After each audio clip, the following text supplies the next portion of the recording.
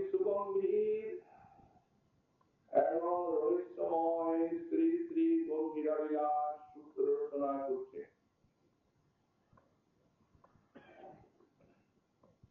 গম্ভীরায় শ্রীমন মহাপ্রভু নিশিতকালে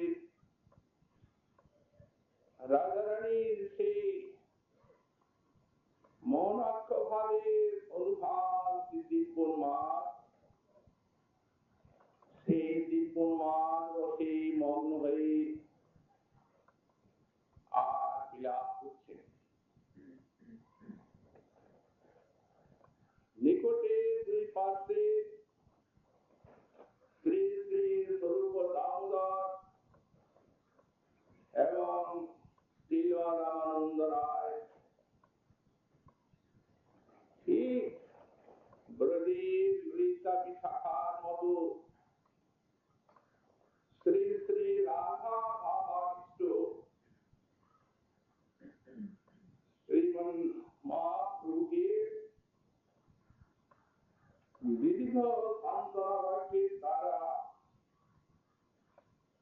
সান্ত্বনা দানের চেষ্টা করছে। মহাজন বলে,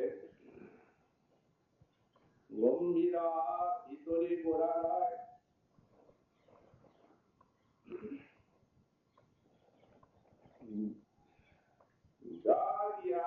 রজনী পোহায় খেনে খেনে করাই বিলাপ, খেনে খেনে রোয়ত, খেনে খেনে কাপ, খেনে কহে তুলি দুই হাত, কোথায় আমার কামনা।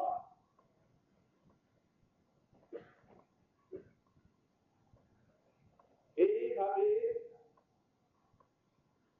নরহরি কহে মোর গোরা, রাধা রূপে হয়ে আছে পুরা।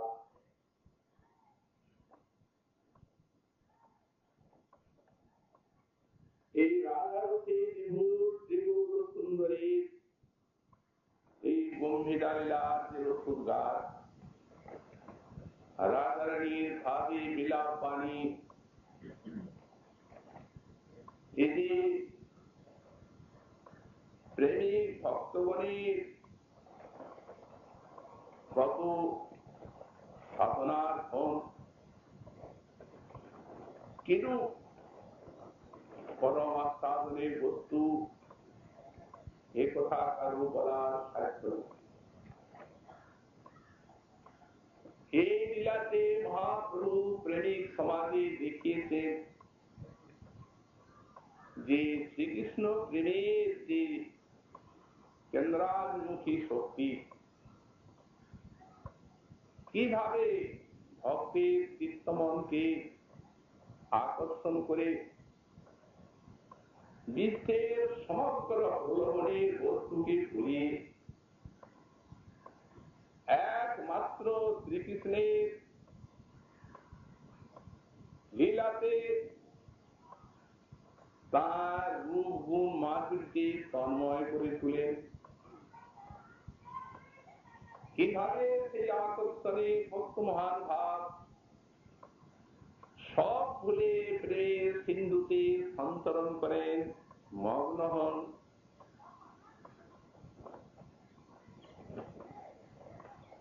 সেই পথ প্রদর্শনীর এক উজ্জ্বল আলোকবর্তিকা এই মহাপ্রভুর গম্ভীরা লীলা,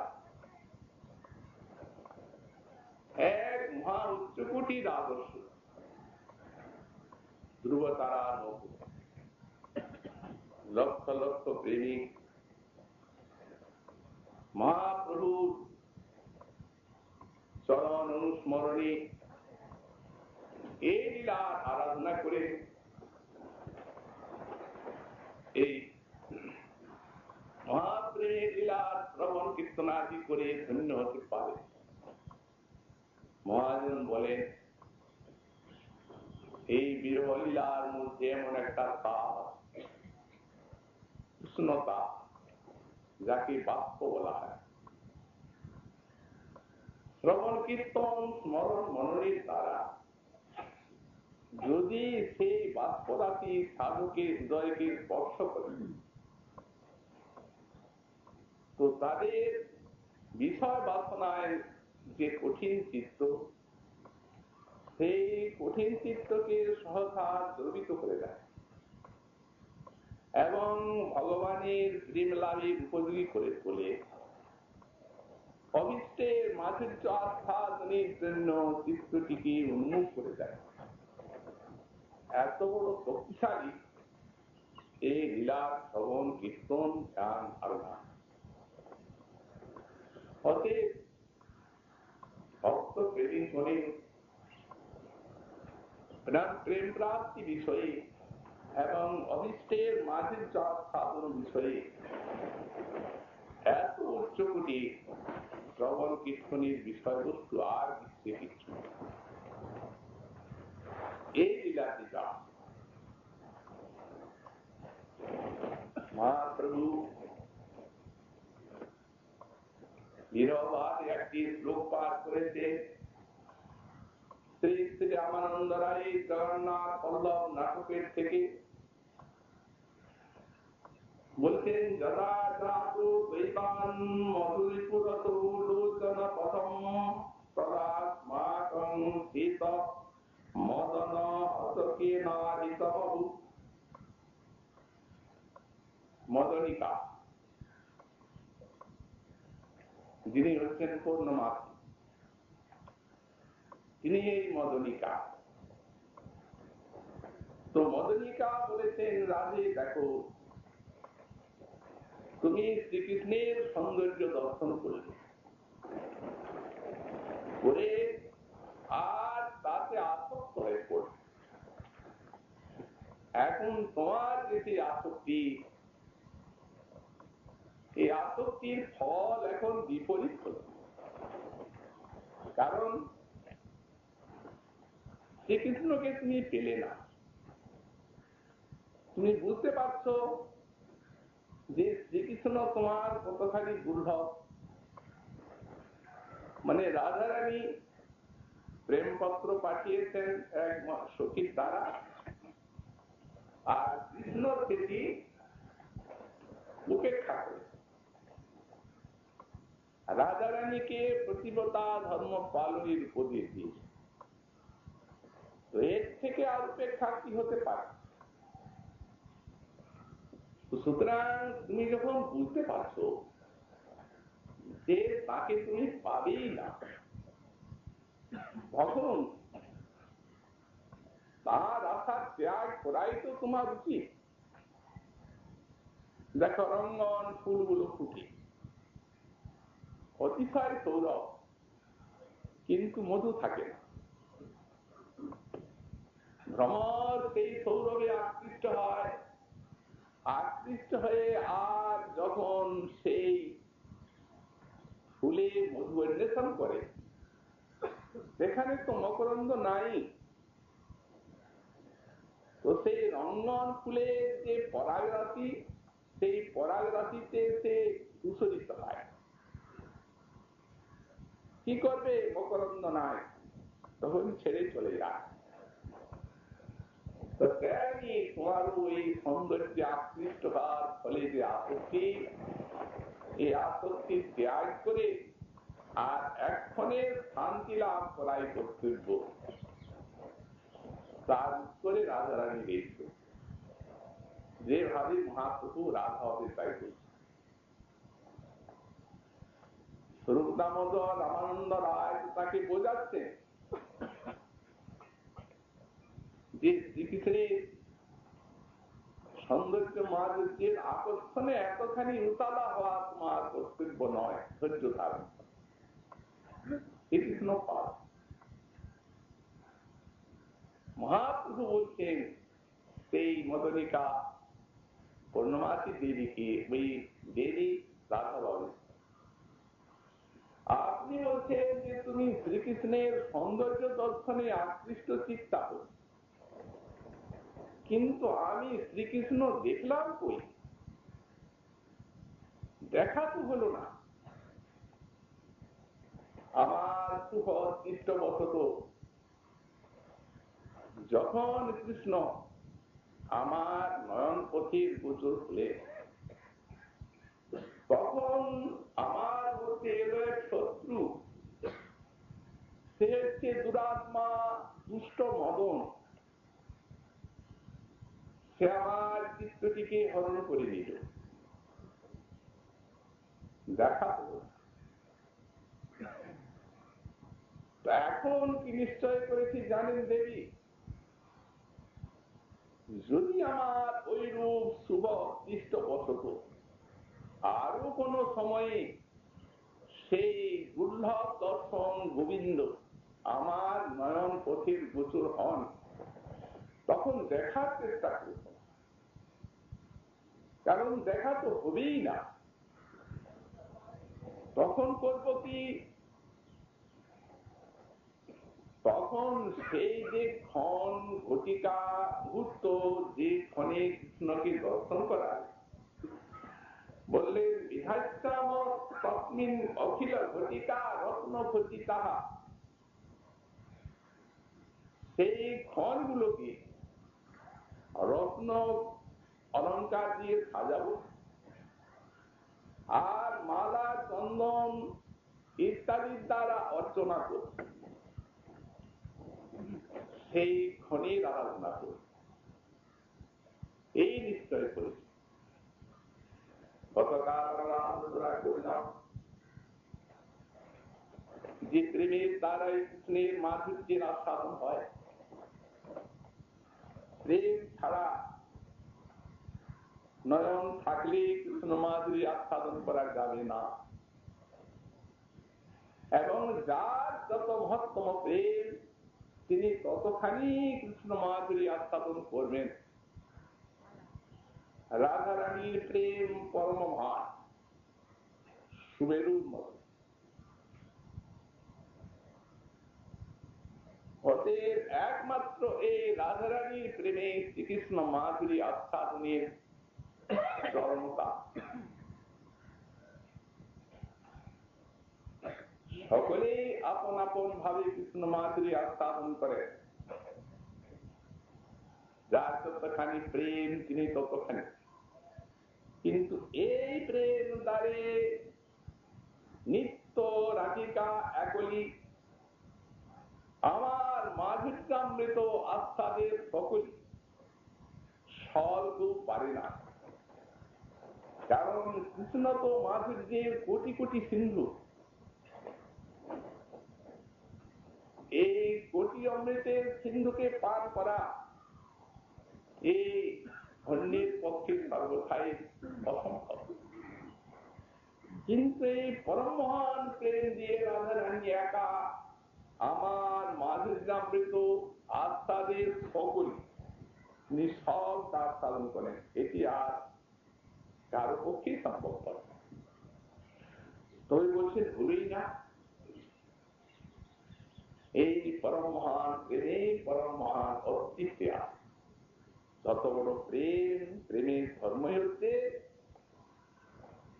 সে কখনোই তৃপ্তির ভজন করবে না, তৃষ্ণা জাগাবে। এইরূপ ব্যাপক বিভু তৃষ্ণা না হলে কি কৃষ্ণ মাধুরী আস্বাদন করা যায়? সমগ্র যখন আস্বাদন করবেন সেই অনুরূপ তো তৃষ্ণা চায়, আঘাতটিও সেই রূপ চায়, তবে তো সবটা হবে। এই পিপাসা ফলে এই উক্তি। প্রেমের এই ধর্ম, সাধনার থেকে এই ধর্ম। কারণ প্রেম ভক্তি, ভাব ভক্তি, সাধন ভক্তি একই তো অবস্থার পুরোতম। তবে পার্থক্য যে প্রেমিকের যেমন শ্রীকৃষ্ণ দর্শন করে পিপাসা মিটে না, বরং বর্ধিত হয়ে যায়, অতৃপ্তি জাগে। তো তেমনি সাধক যারা, তাদের যতই তারা ভজন করেন ভজনে অতৃপ্তি আসবে। যদি ভজনে তৃপ্তি এসে গেল একবার, তাহলে ভজনের রাউন্ড শেষ হয়ে গেল, আর ভজন বাড়বে না, বরং অনর্থ আছে। নিজেকে ভজনানন্দী জ্ঞানী গুণী বলে মনে হবে, ফলত সেই ভক্তি বা ভজনের থেকে উত্থিত যে অনর্থটি, যে অনর্থ অতিশয় দুর্বার অপরিহার্য, সেইটি হৃদয়ে এসে বসবে এবং যতই ভজন করবেন, ভজন তরণীকে চোরাবালির মতো একেবারে রসাতলে নিয়ে যাবে। কিন্তু প্রকৃত ভজনের নিয়মই হচ্ছে, তার ধর্মই হচ্ছে, কখনোই দৃষ্টি আসতে দেবে না। তিনি যতই ভজন করুন, মনে হবে কিছুই ভজন হলো না। এই যে পিপাসা, এই পিপাসা, ভজন পিপাসাটি ভজনকে বর্ধিত করবে, ভজনকে সুরক্ষিত রাখবে, অনর্থের হাত থেকে ভক্তকে বাঁচিয়ে রাখবে। এই পিপাসা দৈন্যের পুষ্টি হবে, সাধক অতিশয় ভজন জীবনে উন্নতি লাভ করতে পারবেনি। এই পিপাসা কিন্তু ভজনের থেকেই উঠবে, প্রকৃত ভজনের থেকে। যারা ভজন করেন তাদের কথা ছেড়ে দিন, যারা বুদ্ধি জগতে, প্রেমের জগতে বিহার করছেন, তাদের ভজনে কি অস্তিত্ব। ঠাকুর মহাশয় শ্রীমন নিত্যানন্দের সাক্ষাৎ প্রেমের মুক্তি কি বলছেন? হরি হরি বিফলে জন্ম গোয়াইনু, এই মনুষ্য জন্ম পাইয়া রাধা কৃষ্ণ না বুঝিয়া জানিয়া শুনিয়া বিষ খাইনু। গোলকে প্রেম ধন এই হরিনাম সংকীর্তন আমার রতি না হইল কেনে তাই।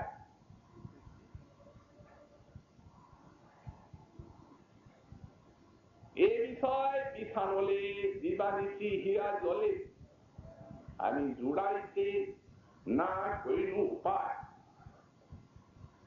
উনি বলছেন বিষয় বিছানলে আমার হৃদয়টা জ্বলে গেল। শুধু অনল নয়, বিছানল। বিছানল কাকে বলা হয়?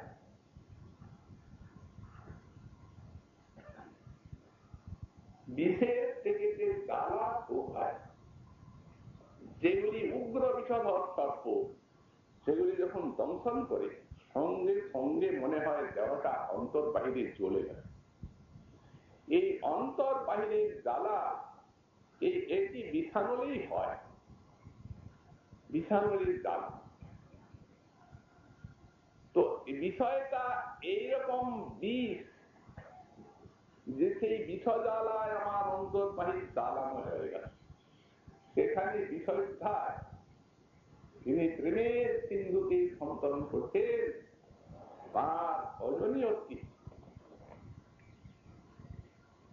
কারণ ভক্তি এমন জিনিস, এ যা প্রেম, এই ভজন, ভজন করে ভজনই চায়, আর ভজনই উপায়, ভজনই উপেয়। এখানেও ভজন আর সেখানেও তো ভজনই। গোলকের প্রেম ধন হরিনাম সংকীর্তন রতি না হইল কেনে তাই। প্রেম ধন আর হরিনাম সংকীর্তন এক। আমাদের সনাতন গোস্বামী পাদ লিখেছেন ভাগবতামৃতের টিকা এই কথা,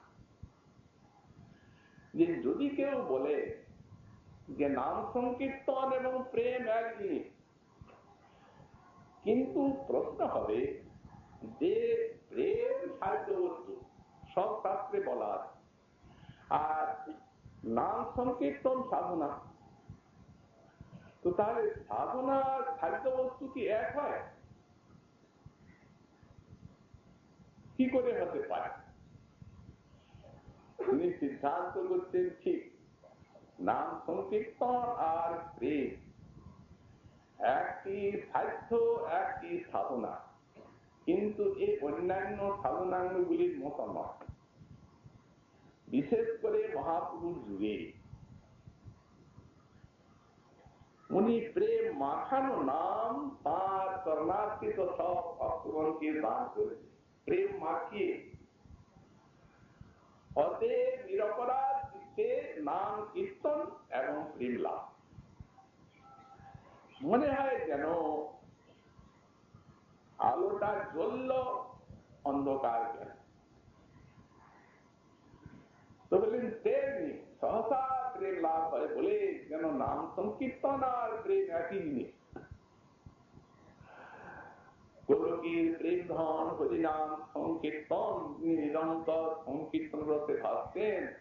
তিনি বলছেন রতি না হইল কে নেতায়, এই বিষয় বিষয়ে জীবানীতি হিয়া জলে জোড়াইতে না কইল উপায়। উপায় তো ছিল, কিন্তু উপায়টা করলাম করছি, এমন উপায় অন্য যুগে নাই। ব্রজেন্দ্র নন্দন যে সতীসুত হইল যে, বলরাম হইল নিতাই। পাপি তাপি যত ছিল সব হরিনামে উদ্ধারিত, তার শাস্তির জগায় মাথায়। জগায় মাথায়ের মতো পাপকে তাপিকে উদ্ধার করলেন, কিন্তু আমার আর উদ্ধার হল। আরো বলেছেন কামে মূর হতচিত, নাহি মানে নিজ হিত, মনের না কুটে দুর্বাসনা। মনের দুর্বাসনাই গেল, কামে চিত্তটি হত হলো কামনা বাসনায়, নিজের হিত বুঝতে পারলো না, সেই সংসার সাগরেই পড়ে গেলাম। বৃন্দাবনে এলেন শ্রীজি গোস্বামী পাদের আজ্ঞায়, শ্রী গুরুদেবের আজ্ঞায় প্রেম প্রচারের জন্য বঙ্গদেশে ফিরে গেলেন। কারণ মহাপ্রভুর প্রেম প্রচারের নিমিত্তই তার স্বামীর প্রেমকে তিনি ধরে রেখেছেন। আর তিনি সাক্ষাৎ শ্রী নরোত্তম ঠাকুর মহাশয়, কিন্তু আক্ষেপ করছেন সেখানে। অনেক দুঃখের পরে একবার রয়েছিলে ব্রজপুরে কৃপাডোর গলায় বাঁধিয়া, কিন্তু দ্বৈত মায়া বলাৎকারে হাতে পায়ে বাঁধি মরে সেই ভবকূপে দিলেন দাঁড়িয়া। এখন প্রকৃত ভগবান যে কি বস্তু, এর দ্বারাই রাজারানী সাক্ষাৎ অখণ্ড প্রেমের মহামহা সিন্ধু, কিন্তু অস্থিতিতে তিনি বললেন দেখলামই না কৃষ্ণকে। কৃষ্ণ দেখার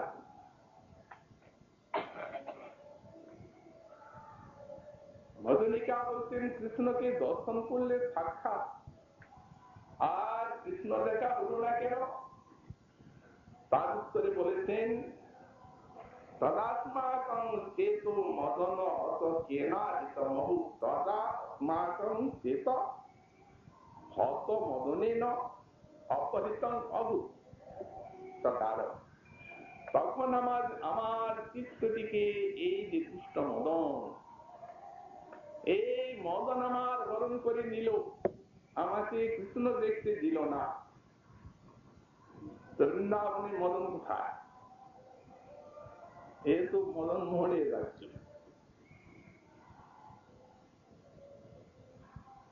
শ্রী সুকমুনি যখন ভাগবত ব্যাখ্যা করছেন, রাত গোবিন্দ আগমন করছে, সাক্ষাৎ মন্মথ মন্মথ তাসামাবির উচ্চরি স্ময়মান মুখাম্বুজ পিতাম্বর সহস্রগি, সাক্ষাৎ মন্মথ মন্মথ, সাক্ষাৎ মন্মথ মন্মথ, মন্মথেরও মন্মথ। এটি আবার গোপী সঙ্গী অধিক। এই জন্য কবিরাজ গোস্বামী তার ব্যাখ্যায় লিখেছেন এই চৈতন্য চরিতামৃতে, চড়ি গোপীর মনোরথে মনমথের মনমথে, তাই নাম ধরে মদন মোহন। চড়ি গোপীর মনোরথে মনমথের মনমথ, মনমথের মনকে মথন করে, তাই নাম ধরে মদন মোহন। যিনি পঞ্চতল দর্প স্বয়ং নবগন্ধ, রাজ করে লইয়া গোপীগণ। যখন রাসলীলা ব্যাখ্যা করবে নবাদি স্বামী পার হতে আদি টিকাকার, তখন প্রথম শ্লোকের ব্যাখ্যা একটা কারিকা দিয়েছে ভগবান পিতারা।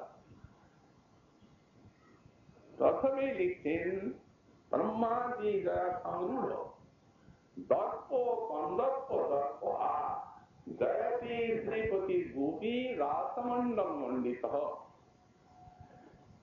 এই রাসবিহারী শ্রীকৃষ্ণের জয় ঘোষণা করছেন স্বামী পাঠ, তার মহিমা কীর্তন করছেন, গোপী সঙ্গে বিহার করবেন, নাগ নায়িকার লীলা প্রাকৃত জগতের মানুষের মনে হতে পারে যেভাবে তাদের হৃদয়টা প্রাকৃত নায়ক নায়িকার কথা ভুলে যান। আধারটা কি তাই দেখুন কে লীলাটা করছেন। এই জগতের ভাব ভিতরে থাকলে এই রসময় লীলা রাস্তানের থেকে বঞ্চিত হতে হবে। তবে এরও শক্তি কম নয়, জগৎকে অধিকার করে বসে আছে। আর এই জগতের মানুষ কোন তুচ্ছ? ব্রহ্মাদি জয় সংগ্রহ দর্প কন্দর্প দর্প এই যে মদন, এই ব্রহ্মাদি দেবতার দর্পকে নাশ করেছে। ইন্দ্র সুরপতি গুরুপত্নী গমন করেছে এর উপদ্রবে, ব্রহ্মা কন্যাগমন করে উদ্যত হয়েছে এর উপদ্রবে, রুদ্রদেব তিনি একে ভস্মীভূত করলেন অনেক অগ্নিতে, যখন তার স্থান ভঙ্গির জন্য গেল মদন। কিন্তু মদন ভাবে যে তিনি আবার কি করলেন, তিনি যদি আমার বাণটা পেয়ে যদি তিনি ক্রুদ্ধ না হতেন তাহলে জানতাম যে তিনি আমাকে জয় করলেন। অতএব আমার কর্তৃত্ব তিনি পরাজিত হলে, কারণ ক্রোধটা তো আমারই। কাম প্রতিহত হলে ক্রোধ হয়, এই ভয়টা এই কামেরই রূপান্তর, অন্য কিছু নয়। কাম মানে কামনা, এই কামনারই রূপান্তর হচ্ছে ক্রোধ, লোভ, মদ, মোহ ইত্যাদি। তো এই যদি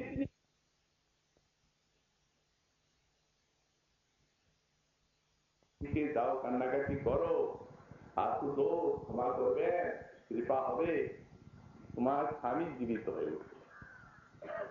তখন উনি বর দিয়ে দিলেন যে অনঙ্গ রূপে সারা বিশ্বকে ব্যাপ্ত করবে। তো এই তো আমার প্রভাব সহস্রগুণে বাড়িয়ে দিলেন উনি। আর ভগবান শ্রীহরি তিনি বা কোথাও আমার প্রভাব এড়ালেন, ওই তো হাসিতে হাসিতে বলে রামচন্দ্র কাঁদলেন। এটা মদন মনে করছে সচ্চিদানন্দ বিগ্রহ ভগবানের লীলার সঙ্গে এর কোনো সম্বন্ধ নেই। তো ভক্তবাৎসল্য আর ভগবানের কৃপার লীলা, অতীত জানকীর ভক্তবাৎসল্যে তিনি কেঁদেছেন, না কোনো কামে অভিভূত হয়ে কেঁদেছেন, সেখানে এর কোনো সামর্থ্য আছে। কিন্তু মনে ভাবে অভিমানিত জগৎ। এরপর একজন কিন্তু বাকি, তিনি হচ্ছেন গোলকপতি স্বয়ং ভগবান শ্রীকৃষ্ণ। তাকে যদি পাই তাহলে একবার দেখব যে হরি এই তুমি হারো না আমি হারি। ভগবান গোবিন্দ অবতীর্ণ হলেন, দিনে দিনে শ্রমলীলায় বর্ধিত হতে লাগলেন।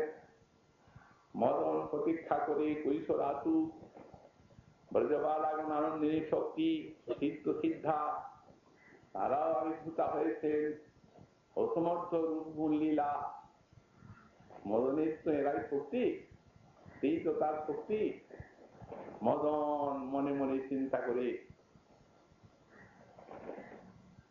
যে রূপ এদের, যে সৌন্দর্য, সে হরি আমার প্রভাবে তোমাকে করতেই হবে। কিন্তু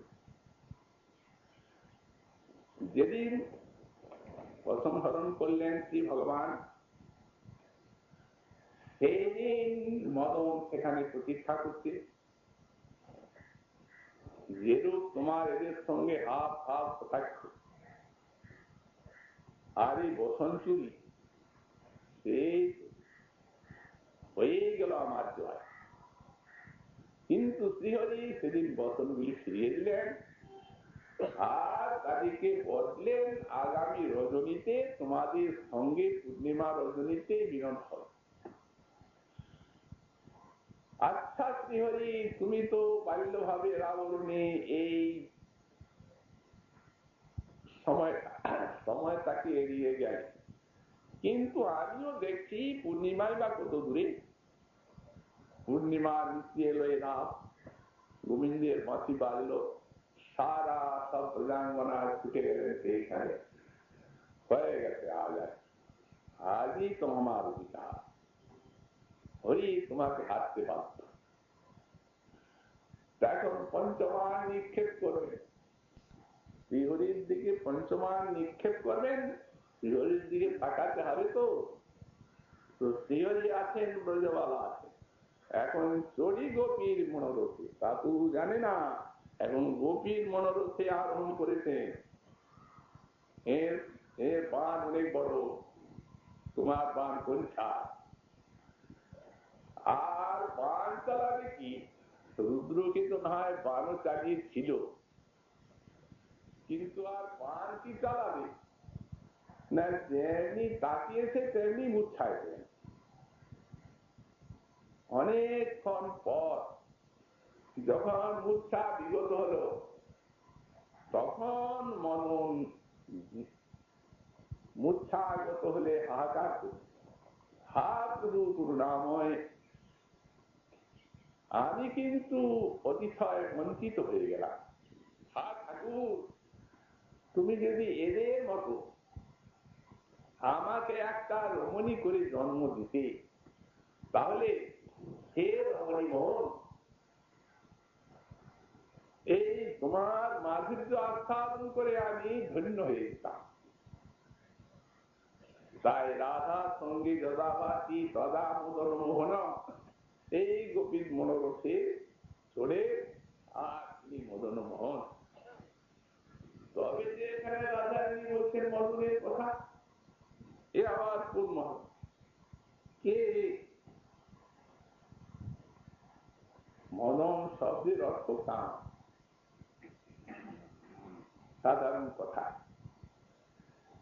কিন্তু এই মদন আর রাধারানী যে মদনের কথা বলছেন, সেই মদন এই আকাশ পাতাল তার তফাৎ।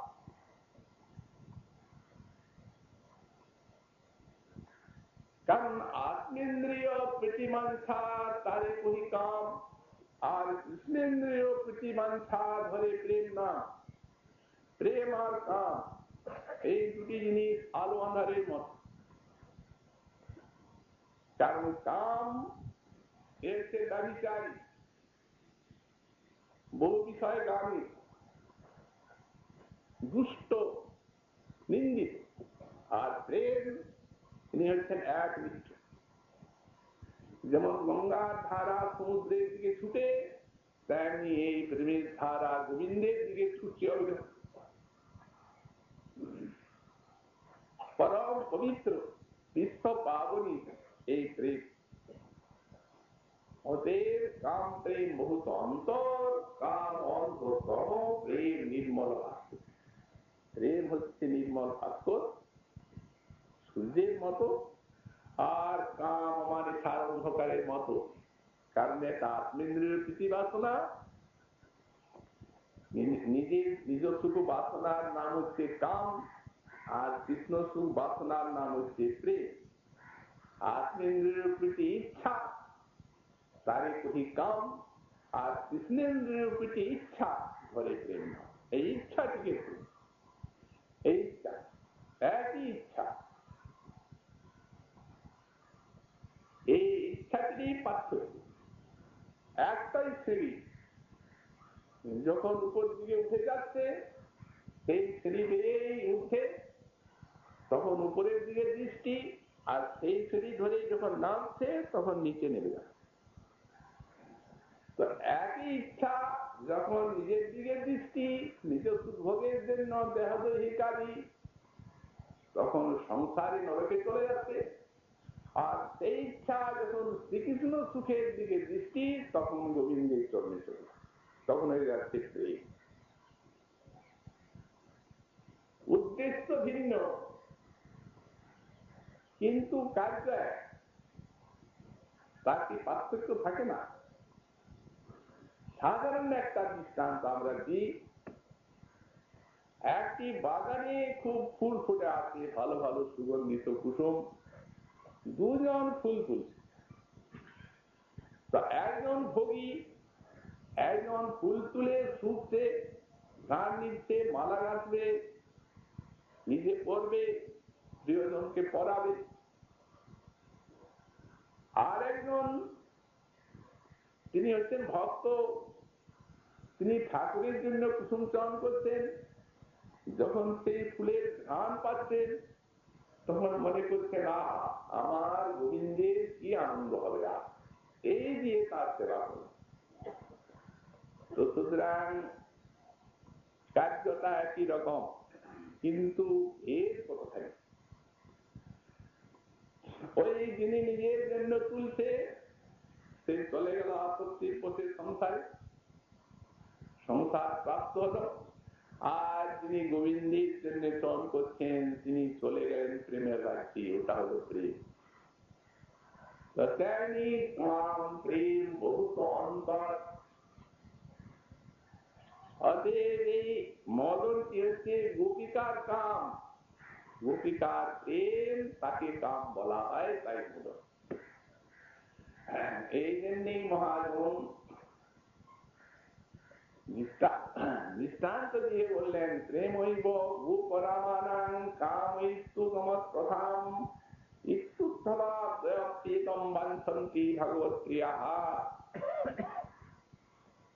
এই ব্রজগোপীগণের প্রেম মহান বিশাল উন্নত প্রেমকে কাম আখ্যা দেওয়া হয়। এই কাম সাধারণ নয়, অসাধারণ কাম। কেন বললেন? যেহেতু বাহিরে চেষ্টা সাম্য আছে, আর অন্তরে আত্মেন্দ্রিয় প্রীতি বাসনার উৎকণ্ঠা হয়। এই একটা যুগে রয়েছে, এটা একমাত্র গোপীগণেই থাকে। সব জায়গায় প্রেম, কিন্তু গোপীর প্রেমকে কেবল প্রেম বললে চলবে না, এদিকে মদন বলতেই হবে। কারণ এর যা পিপাসা, তৃষ্ণা, আকুলতা, আকাঙ্ক্ষা, একে অন্য প্রেমের সঙ্গে দৃষ্টান্ত দেওয়াই যায় না। এই জন্য মহাজন বললেন, দেখুন না, যারা প্রেমিক শ্রেষ্ঠ, সেই উদ্ধব ইত্যাদি মনীষী ভগবত প্রিয়া, ভগবত প্রিয় শ্রী উদ্ধব মহাশয়, উদ্ধবের মতো আর কেউ নেই। কারণ ভগবান নিজে বললেন, ভক্তগণের মধ্যে আমি উদ্ধব, আমি তুমি, উদ্ধবের সমান প্রিয় আর আমার কেউ নেই। আত্মজনী ব্রহ্মা নয়, মহাদেব স্বরূভূত হয়েও নন, আমার শঙ্কর সনাতন প্রিয় নন, আমার সাক্ষাৎ সত্যি কমলাও তেমন প্রিয় না, যেমন প্রিয় তুমি।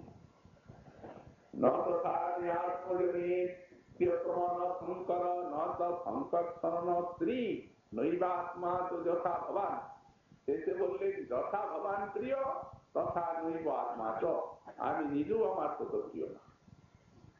তাহলে ভগবানের নিজের থেকেও তার বেশি প্রিয় উত্তম মহাশয়।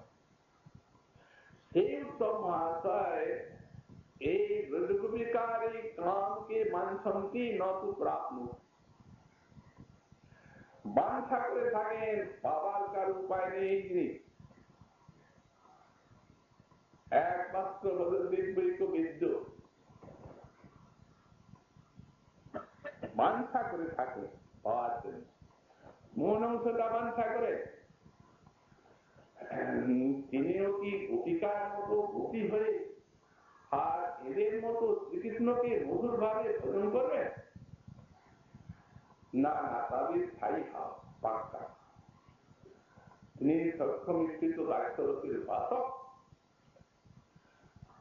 হতে এটি তো হবে না। এই স্থায়ী পাক্কা ভাবকে পাল্টানো যায় না। তাহলে কোন অংশটা বাঞ্ছা করছেন? বাঞ্ছা করছেন যে এদের প্রেমের ভিতরে যে একটা আকুলতা, উৎকণ্ঠা, ব্যাকুলতা, সেই ব্যাকুলতাটি যদি কিঞ্চিত এক সিন্ধুতে বিন্দু আমার মতো ব্যক্তিত্ব আছে, তাহলে ধন্য হয়ে যায়। এই জন্যে এই পরকীয় ভাব আনন্দে শক্তিগণকে দিয়েছে দুর্লভতা, দুর্বাধ্যমানতা, প্রচ্ছন্নতা। আর এই জিনিসটি এসেছে এই জন্যেই গোস্বামী পাদ বললেন যে সব কান্তা ভাব শ্রী গোপিকাসু কাম শব্দে নাতি অভিহিত।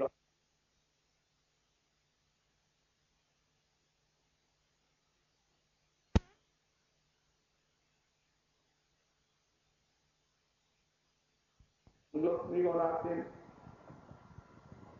তারপরে জানকী মাতা আছেন, রুক্মিণী সত্যভামাদি আছেন, সব প্রিয়া কান্তাগণ। কিন্তু কারো কান্তাগণকে প্রেম ছাড়া আর এই সংজ্ঞা দেওয়া যায় না। সব প্রেম, কান্তা প্রেম। কিন্তু একমাত্র গোপিকাসু কাম শব্দে নাতি অভিহিত, কাম শব্দে অভিহিত হবে গোপিকাকে। মনে রাখবে স্মরাক্ষ কাম বিশেষত্ব, যদি কেউ শব্দ সামনে এই জগতের কামের মতো যদি কেউ ধারণা করেন, তো বললেন তাহলে ভ্রান্তিতে পড়বেন, অপরাধে মরবেন। ওটা অন্য, এটা অন্য। স্মরাক্ষ কাম বিশেষত্ব বৈলক্ষণ্য, জিনিসের সঙ্গে এটা প্রেমের চরম পরিপাক। ও আকাশ পাতাল কথা। প্রীতি সন্দর্ভে লিখতে বললেন, আমরা বলেছি যে এই প্রেম কাকে বলা যায়? ভগবানের সমান কল্যাণগত জ্ঞান সাকারা। প্রেম হচ্ছে ভগবানের আনুকূল্যময় চেষ্টা, ভগবানকে সুখী করার জন্য বাসনা, এবং তদানুকূল্যাণগত তৎস্পৃহা। তাহলে ভগবানই সুখী হবেন, ভগবানের সেবাই থাকবে, নিজের কি কিছু স্পৃহা থাকবে না? বললেন আনুকূল্যাণগত তৎস্পৃহা, তাকে সুখী করার জন্য তার অনুকূল ভাবে স্পৃহাগুলি জানবে। তাহলে স্পৃহাও এলো আর ভগবানের সেবা হলো। নিজের সুখানুসন্ধান নাই, তাহলে সুখ পাবেন না। অথচ সুখ বা আনন্দই পুরুষার্থ। তাহলে এত যে উচ্চকোটির গোপী প্রেমের মহামাহাত্ম্য ঘোষণা করতে, তাহলে গোপী প্রেম তো অপুরুষার্থ হয়ে গেল। বললেন তদনুভব এইটুকু লাভ জ্ঞান। আগ্নির নিকটে যদি কেউ যায়, তার যদি তাপনাথের ইচ্ছা না থাকে, তাহলে কি তাপনাথ হবে না? তাপনাথই হবে। গোবিন্দ হচ্ছেন সাক্ষাৎ পরমানন্দ ঘন মুখ। অতএব সেখানে তো সুখ দান আর না দান আপনার সেটি হবে। তো এই জন্য তদনুভব হেতু উল্লাস জ্ঞান বিশেষাকার স্থিতি, এই স্থিতির এই লক্ষণগুলি দেখানো হয়। অতএব সমান পরাশ্রেষ্ঠ স্থিতি, প্রায় চেষ্টাটি সমান হল, যেটি বাইরের চেষ্টা সমান হল, কিন্তু এই কৃষ্ণ সুখানুকূলে যেটি হচ্ছে সেটি ব্রজগোপিকা আগমনের নাম, স্মৃতির পরাবস্থা। আর আপনার আত্মসুখের জন্য যেটি হচ্ছে সেটি হচ্ছে কামের ভূমি। শুদ্ধ প্রেম এক বিন্দু অন্য কাজ লুকাবে না এই ব্রজবান আগমনের প্রেমের মধ্যে। এই জন্য উদ্ধব তিনি কামনা করলেন নিজের সাক্ষাৎ এসে ব্রজবালা আগমনের ভাব দর্শন করলেন, নিজের চোখে রাজারানীর সেই ভ্রমণ দিচ্ছে। এমনকি যে আকাঙ্ক্ষার উদগ্রতা নিয়ে তিনি ব্রজবালা আগমনের একটা তরঙ্গুলি লাভের জন্য তিন গুল্ম হয়ে জন্মাতে চাইলে এত তার আকাঙ্ক্ষা, ব্রজগোপিকা আগমনের প্রতি এত চমৎকার ভক্তি হৃদয় মহাদেব। এখন মহাজনগণ দৃষ্টান্ত দিয়েছেন, বললেন দেখুন এই প্রেমের ভাব, শান্ত ভক্তগণেরও প্রেম আছে, কিন্তু হৃদয়ে এই বিরহ মিলনের উদ্বেগ উচ্ছ্বাস নাই। তাদের হৃদয়টি নিস্তরঙ্গ সিন্ধু প্রশান্ত মহাসাগরের মতো স্থির, কোন ইচ্ছা স্পৃহা কামনার তরঙ্গ সেখানে নাই। তারা শ্রীকৃষ্ণকে দেখে সুখী ছিলেন, ব্রহ্মানন্দী। কৃষ্ণ দর্শনে ব্রহ্মানন্দ অপেক্ষা অধিক আনন্দ লাভ হয়, তাই এখন ভক্ত হয়ে গেছেন। তবে হ্যাঁ, তাদের কৃষ্ণের সেবা বাসনা নাই। শান্তির স্বভাব কৃষ্ণের মমতার গন্ধহীন, মমতার মধু সেখানে নাই। পরব্রহ্ম পরমাত্মা জ্ঞান প্রদীপ, পরব্রহ্ম পরমাত্মা তিনি, এই জ্ঞানী তাদের হৃদয়ের মধ্যে জাগরুক। অতএব সেবা নেই, কৃষ্ণ সেবার কোন বাসনা নেই, কারণ ভক্তের শ্রেণী বাসনা জাগাবে তার অন্তরে। এই প্রেম নিজের অনুরূপ বাসনা আত্মারাম শিরোমণি গোবিন্দের হৃদয়ে জাগিয়ে দিতে পারে, আর কারো সমর্থন। তো সুতরাং তারও সেই বাসনা জাগে না, তারা দেখেই সুখী আনন্দিত। তার উপরে কিন্তু কৃষ্ণ নিষ্ঠার কৃষ্ণাচারটা ওই জায়গাটাই কিন্তু জগৎ, আর ওই জগৎ পারবে। এই জড়ীয় জগতে যত কৃষ্ণ এখানে শেষ হয়ে যাচ্ছে, আর কৃষ্ণ নিষ্ঠা দিয়ে যাচ্ছে। তার উপর ভিত্তিতে এলো সেই ভিত্তিটা ভিত্তি 5 প্রকার প্রেমেরই। তার উপরে এলো ব্যক্তপ্রেম, এদের আছে সেবা। সেবা আছে, ঠিক সেবার আকাঙ্ক্ষা আছে, কিন্তু সেবা আকাঙ্ক্ষা থাকলেও এদের সেবার আকাঙ্ক্ষা বা সেবার একটা সীমা। মনে করুন কৃষ্ণ ভজন আদি করে বিশ্রাম করছে, তখন যদি তার কোন সেবার প্রয়োজন তার মনে জাগে, তিনি সেখানে সংকোচে যেতে পারবেন না। কারণ এখন প্রভু রাজ্ঞা না হলে যাবেন কি করে, তিনি বিশ্রাম করছেন। অতএব এই সংকোচটা সেবাটি নিঃসংকোচ নয়। অতএব নিঃসংকোচ যখন নয় তখন সেবাটি অত বিকাশ প্রাপ্ত নয়। তবে হ্যাঁ, ঐশ্বর্য জ্ঞানটা নাই। অন্যান্য ধামে যেন ভগবান বলে জ্ঞান আছে, ব্রজের সখাগুলির স্মৃতি নাই, এই জন্যই ব্রজের দাসগণের স্মৃতি নাই, এই জন্য দাসগণকে বলা হয়েছে এখানে এই প্রেমময় সেবা করে। রাজপুত্র বলে সম্ভ্রম সংকোচ আছে, যতটা সম্ভব ততটা, কারণ কৃষ্ণের এই ঈশ্বর নাই জানে বলে। সখা কিন্তু যেখানে বিশ্রাম করছে সেখানেও যাবে, একসঙ্গে বিশ্রাম করছে। বিশ্রাম করা কি? কাঁধে চড়বে, কাঁধে চড়া, যুদ্ধ করবে, হারবে, হারা, নিজে ভোজন করবে, এ বোকা। এইরূপ নিঃসংকোচ প্রেম সখা তাদের সেই স্পৃহাটি, সেই স্পৃহা শ্রীকৃষ্ণের ভিতরেও চালিত স্পৃহা জাগাচ্ছে। এই জন্য সখ্যের ভূমিতে খেলা করতে করতে তাদের উচ্ছিষ্ট ফলটি কেড়েও খাচ্ছেন সেই পরব্রহ্ম স্বরূপ পরমানন্দ পরমাত্মা। কিন্তু যখন শ্রীকৃষ্ণের সঙ্গে এদের বিবাদাদি হয়, পরে ক্রীড়াবন, এই ক্রীড়াবন করতে করতে কিন্তু কৃষ্ণকে শাসন করতে তারা পারে না। তখনই তাদের মনে ধারণা হয় যে আমার সখা, তাকে আমি তিরস্কার করব, শাসন করব, আর যদি আমার সঙ্গে সে না খেলে তাহলে আমি তার সঙ্গে খেলবো। এই জন্য ওইটি এই প্রেরণায় নিঃসংকোচ প্রীতি আছে, দায়িত্ব আছে, সেবা আছে, নিঃসংকোচ প্রীতি আছে।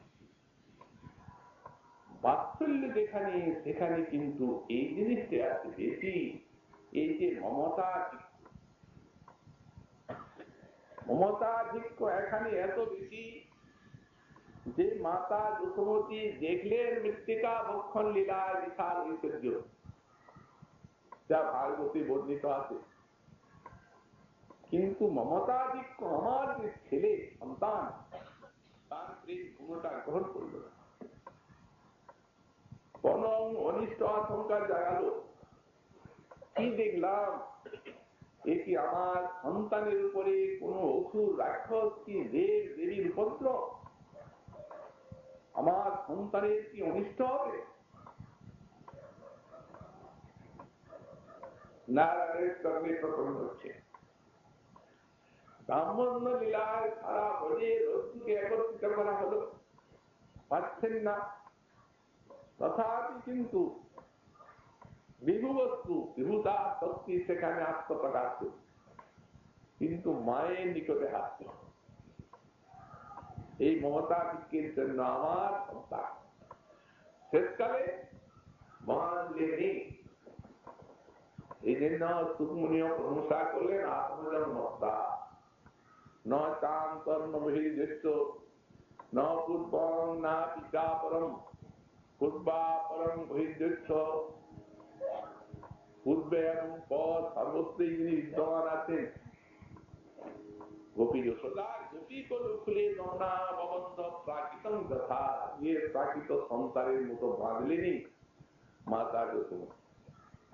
অতএব এতে আছে কারণ ভক্ত লালন পালন। এই গোপিকার সঙ্গে কিন্তু সব আছে। এই বাচ্যের সেবা আছে, সখ্যের অসংখ্য প্রীতি আছে, বাৎসল্যের মমতাধিক্য আছে, কারণ ভর্সন আছে। আর সবার উপরে আর একটা জিনিস আছে যে এদের সৌন্দর্য মাসের সময় দেহ দিয়ে আর সাক্ষাৎ শৃঙ্গার শ্রীকৃষ্ণের একান্ত ভাবে সেবা, এবং সেই সেবাতে এদের হৃদয়টি এতখানি নিষ্কাম যে মহাজন বলেন সকলেই কৃষ্ণ এখানে ভালোবাসেন, কৃষ্ণের ভালোবাসা এদের হচ্ছে নিত্য, আগন্তুক নয়। সুতরাং ব্রজবালা যখন জন্মালেন, আবির্ভূত হলেন এখানে, বাল্যকালের থেকে কৃষ্ণকে ভালোবাসলেন, কৃষ্ণ ছাড়া আর কিছুই জানেন না, শয়নে স্বপনে আহারে বিহারে সর্বত্রই কৃষ্ণ, কৃষ্ণ প্রীতিতে বুক ভরা, মনটা রতিতে আক্রান্ত। কিন্তু দায়িত্ব তর্ক বাৎসল্য মধুর ইত্যাদি কোনো তখন এই প্রীতিটার কোনো জাতি নেই, ভালোবাসা ভালোবাসা, আত্মকোটি গুণ ভালোবাসা। তারপরে যখন বয়সন্ধিটা এলো, কৃষ্ণেরও বয়সন্ধি, এই গোপীগণেরও বয়সন্ধি, তখন মহাজন বলছেন তখন সম্ভোগেচ্ছা যায়। এই যে কান্তার সম্ভোগেচ্ছা ব্যতীত কখনোই কান্ত ভাব হবে না, মধুরারতি হবে না। এই থেকে এদের রতির নাম হলো মধুরারতি। এবং মহাজন বলছেন যে এদের কৃষ্ণের সঙ্গে মিলনের ইচ্ছাটি জাগলো, এটা জাগলো কোথায়? এটি জাগলো রত্যাক্রান্তে মনোতীয়জনিষ্ঠ। মনটা তো রতি কর্তৃক আক্রান্ত হয়ে আছে, সেই মনে জাগলো। তখন ওই যে সম্ভোগেচ্ছাটি কি হলো? ওই রতির সঙ্গে তাদাত্ম্য প্রাপ্ত, ওর আর কোন পার্থক্য থাকে না। রতি আর সম্ভোগেচ্ছা এক। রতির কাজটি হচ্ছে সেবা, নিজের দিকটা শূন্য। দৃষ্টান্ত দিয়েছেন গোস্বামী পাদ, যেমন অতিশয় জ্বলন্ত অনলে একটা লৌহতলা কাপড়, সেটি জ্বলন্ত অনলে থাকতে থাকতে থাকতে থাকতে অনলের সাধর্ম পেল এবং সারুক্য পেল। আগুনের মতো পোড়াবে, আগুনের মতো লাল। ওটা আগুনে, ওটা লোহা নয়। তবে লোহার একটা অস্তিত্ব আছে। যদি তা কখন বোঝা যায়? বললেন যদি অনলের থেকে সেটিকে তুলে আর জলে ফেলে দেওয়া যায়, তাহলে যাবে, তখন ওটা দেখবেন লোহা হয়ে যাবে। তো এই প্রকার এদের যে রুচি আর সম্ভোগেচ্ছাটা একাকার, কিন্তু লোহের দৃষ্টান্ত মাত্র দেওয়া, বংশে তো আর দৃষ্টান্তটা হয় না। রুচি একবার হৃদয়ের মধ্যে এলে আর যায় না। সম্ভোগেচ্ছার সঙ্গে রুচি যখন এক হয়ে গেল, তখন সেই সময় থেকে তাদের যে কিছু মনের বৃত্তিগুলো, এগুলি সব কৃষ্ণকে সুখ দেওয়ার ইচ্ছাময় হয়ে গেল, সব শ্রীকৃষ্ণ সেবার জন্য নিয়োজিত হয়ে গেল। এবং এই শ্রীকৃষ্ণ সেবার জন্য নিয়োজিত হয়ে গেল। বাইরে পরকীয় ভাব আনলেন যোগমায়া, অতি শ্রীকৃষ্ণের সঙ্গে মিলনের জন্য ব্যাকুলতা উৎকণ্ঠা, বাহিরে এদের মদনের মতো চেষ্টা, কিন্তু লক্ষ্যটি আছে সেই শ্রীকৃষ্ণকে সুখ দেওয়ার বাসনা। এই জন্যই আকাশাবীর গুণ যেন পরপর ঘুটে, দুই তিন গণনে বাড়ি পঞ্চ পৃথিবীতে, সেই প্রকার মধুরে সব সমাহার অতএব সাদাটিকে করে চমৎকার। এই রতির আস্বাদনে শ্রীকৃষ্ণ সর্বাধিক অভিভূত, তাই এদের নিকটে নিজে নৃত্য স্বীকার করে নিয়েছে। আমাকে তো যে ভক্ত ভজে যেই ভাবি, তারই শেষে ভাবে খুঁজি এমন স্বভাবে, এটা তার স্বভাব। কিন্তু এই প্রেমের অনুরূপ না পারে খুঁজিতে, এই গোপী প্রেমের নিজের দিকটা শূন্য, হৃদয় জোড়া শ্রীকৃষ্ণ সুপানন্দ স্বপ্নে জাগরণে যাবতীয় মনোবৃত্তি। তাই এই ভজনা করোনা এই জন্য নিত্য স্বীকার করে নিলেন। এইটি হচ্ছে এই মত। তো মহাপ্রভু বলছেন কি করবো আর এ দেবী দেখা তো হলো না, হবেও না, কিন্তু স্থির করেছি যে যে সময়টা শ্রীকৃষ্ণের দর্শন হবে সেই সময়টা সেবা করব। ফুল রত্নালঙ্কার ইত্যাদি মাল্য চন্দনা দিয়ে তাকে ভূষিত করব। ধন্য সেই সময় যে সময়ে কৃষ্ণ দর্শন হয়। তেমনি সাধকেরও ধন্য সেই সময় যে সময়ে ভজন হয়, যে সময় শ্রবণ কীর্তন হয়, সেই সময়টিকে আরাধনা করতে হয়। কারণ এ তো কারো মুখের কথা নয়, এ তো ভাগবতের বাণী। ভাগবত বললেন তিনি এক কৃষ্ণ কথা শোনা ভাগবত লাভ করলেন, সেই সময়টা তার আলাদা আর অন্য সময়গুলি আলাদা। অন্য সময়গুলি হরণ করতে কাল, আর এই সময়টি তার জমা হয়ে থাকতে ওই সময়টা তার হরণ করার শক্তি কালের নাই। তাহলে কতটা পার্থক্য। তো ধন্য সেই সময় যে সময়ে ভজন হয় ভক্তি শ্রবণ কীর্তন আদি। কিন্তু এখানে মূল শ্লোকে জগন্নাথ বল্লভের বল্লভ নাটকার এই মদন মনটিকে হরণ করে নিন, হতে দর্শনার হল না।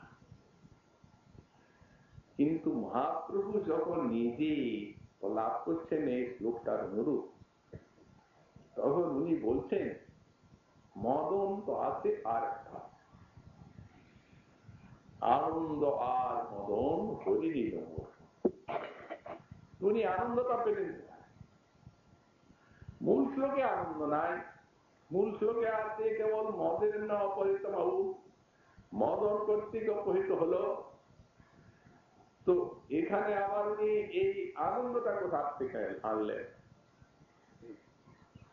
এর ভিতরে আনন্দ আছে, তবে রহস্যময় ভাবে ঢাকা ব্যাখ্যার দ্বারা শ্রী বিশ্বনাথ চক্রবর্তী পাশে আনন্দটিকে বের করেছেন, এবং ওই মদন শব্দের দ্বারাই মদনও আছে আর আনন্দ আছে। মহাপূজা ব্যাখ্যা দিচ্ছে।